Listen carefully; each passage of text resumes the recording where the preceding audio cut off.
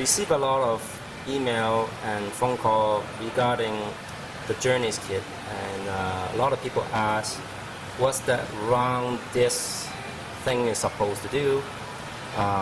Basically, these are pedal assistance system, and what it does is it allows you to accelerate without using the throttle by just pedaling.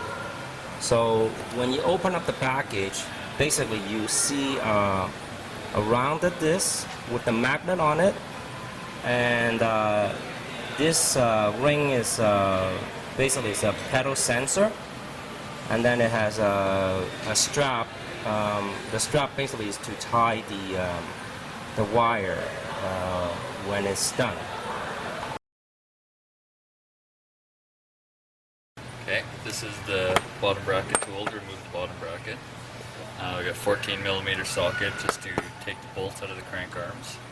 This is a crank remover to pull the crank arms off of the bottom bracket. Okay.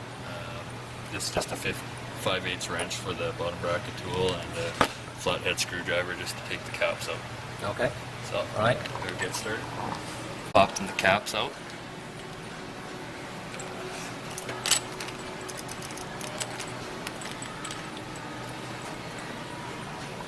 Alright, so So what's we're the just next going to step? take the 14mm socket, remove the crank arm bolts. Okay. On some bikes it might be an 8mm Allen key.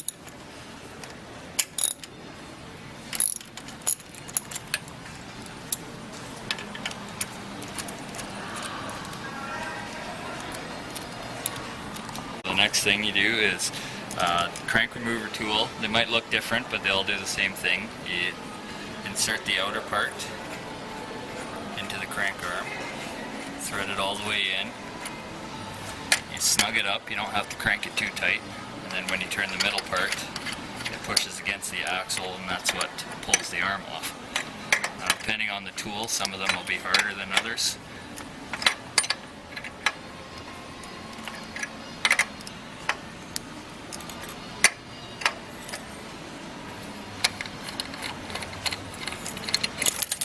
Alright, the whole crank is Just like out. that.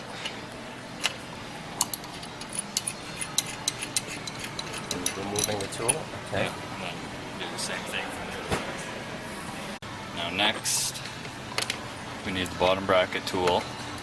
You don't have to completely remove it, but to install this part you have to take the one side out. The first thing you need to do is you have to loosen the non-drive side. You don't have to completely remove it, but loosen it a couple of turns just to take the pressure off it. And then the drive side,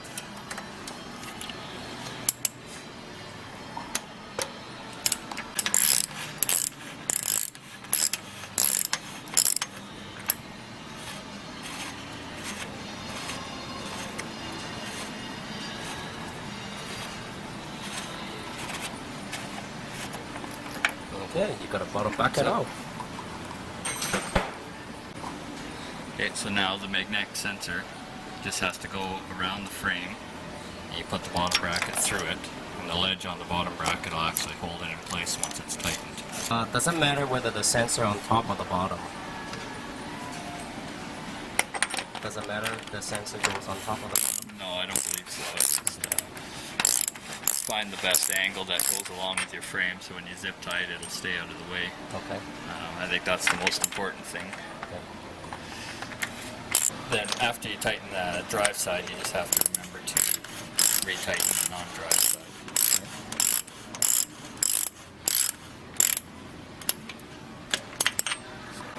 Alright, so once the bottom bracket's reinstalled, the magnetic disc, that sensor, there's an arrow on it for the direction, but easy way to remember is the magnet side goes in so that it reads on the sensor, and it's a friction fit, so it just kind of wiggles onto the end of the bottom bracket. And once it's on there, you just make sure that it's clearing without rubbing.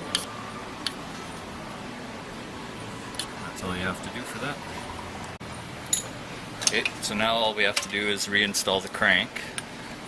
Doesn't matter which side you do first. Just pop them on.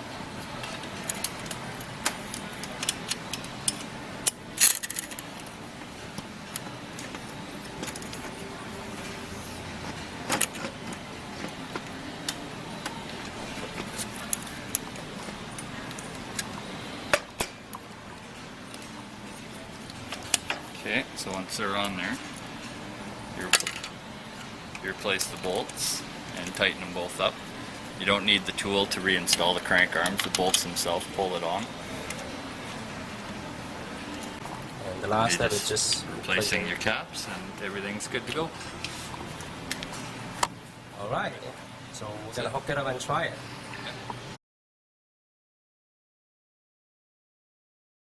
So Corey, we run into some glitches here. Explain to us what happened.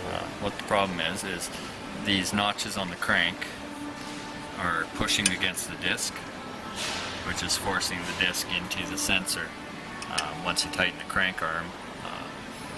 So the only way to really resolve this is a different crank that doesn't have these type of notches, so that the disc has more clearance, or you would have to grind or bend down these notches so that they're out of the way. Once there's clearance on the bike, then everything would work fine. Right, because right now it just basically pushing against it and... Yeah, and It won't everything's move. rubbing exactly, yeah. Okay, all right. Thank you, Corey.